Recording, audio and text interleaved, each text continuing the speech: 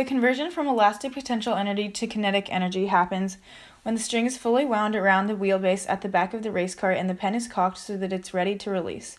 The spring in the center is tightened, and therefore it is fully comprised of elastic potential energy.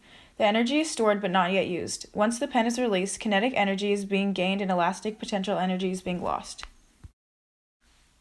The wheels rolling across the ground creates static friction.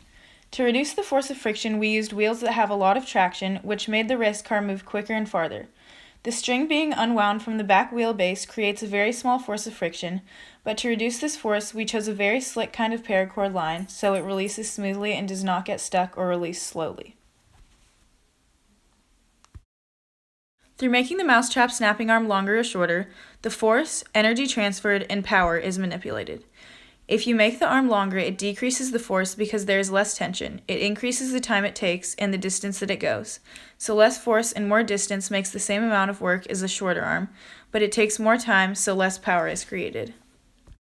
Newton's first law states that an object will remain at rest unless acted upon by an external force.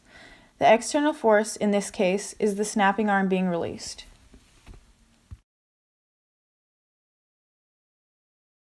Newton's second law states that force equals mass times acceleration. In this case, the force is the snap of the snapping arm, the mass is the weight of the race car times the gravitational pull, and the acceleration is the speed that the race car goes at. Newton's third law states that for every action there is an equal and opposite reaction. The wheels push against the ground and the ground pushes back. This is how the race car moves forward.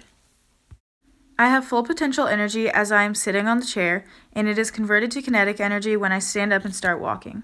Elastic energy is converted to kinetic energy when the compressed spring in the pogo stick releases to create kinetic energy.